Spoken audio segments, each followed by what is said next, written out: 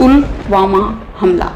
पुलवामा में हुए हमले को आज 4 साल पूरे हो गए हैं। 14 फरवरी 2019 को जैश ए मोहम्मद के एक आतंकी ने पुलवामा में सीआरपीएफ के काफिले में विस्फोटक ले जा रहे एक वाहन को टक्कर मार दी थी। इस हमले में 40 जवान शहीद हुए थे। ये हमला दोपहर करीब 3 बजे हुआ था।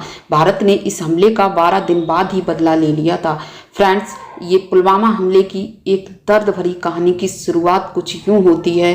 भिगोकर खून में वर्दी कहानी दे गए अपनी, मोहब्बत मुल्क की सच्ची निशानी दे गए अपनी, मनाते रह गए हम और तुम वैलेंटाइन डे, कश्मीर में सैनिक अपनी जवानी दे गए। इस पूरे हमले की पूरी कहानी के बारे में हम आपको बताएंगे। 14 फरवरी 2019 दोपहर 3:15 का समय। जबरदस्त बर्फबारी हो रही थी। बर्फबारी के 7 दिन बाद ही 13 फरवरी को ही जम्मू श्रीनगर नेशनल हाईवे फिर से खुला था। पूरे रास्ते जगह जगह गाड़ियों की फंसी लंबी लाइनें थीं। आम गाड़ियों के साथ साथ सीआरपीएफ के जवानों की गाड़ी का काफिला भी जम्मू से श्रीनगर के लिए रवाना होता है। सीआरपीएफ के जवान जम्मू ट्रांजिट कैंप से श्रीनगर ले जाए जा रहे थे। सीआरपीएफ के काफिले की 78 गाड़ियां थीं। इनमें से बस, ट्रक, एसयूवी भी थी। इन गाड़ियों में कुल 2547 जवान और अफसर सवार थे। हर बस और ट्रक में 35-40 जवान सवार थे। आमतौर पर सुरक्षा कर्मियों के ऐसे काफिले की अलग से सुरक्षा होती है। इन काफिलों के बीच आम गाड़ियों को आने की इजाज़त नहीं होती है।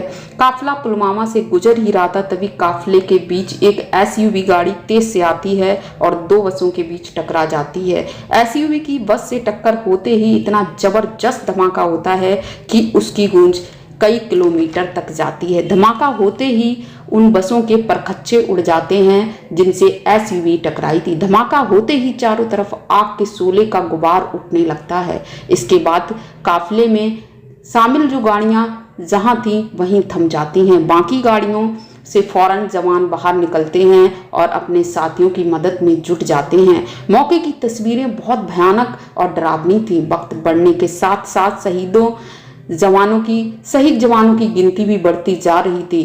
उधर हमले के बाद ही आतंकी संगठन जैश ए मोहम्मद एक बयान जारी कर मामले की जिम्मेदारी लेता है। जैश ने दावा किया कि जिस एसयूवी से जवानों की बस पर हमला हुआ वो जैश का आतंकी आदिल रशीद डार चला रहा था। सूत्रों के मुताबिक 8 फरवरी को ही सुरक्षा एजेंसियों ने घाटी में बड़े आतंकवादी हमले का अलर्ट भेजा था। सुरक्षा एजेंसियों की रिपोर्ट में कहा गया था कि घाटी में आतंकी ईडी ब्लास्ट कर सकते हैं।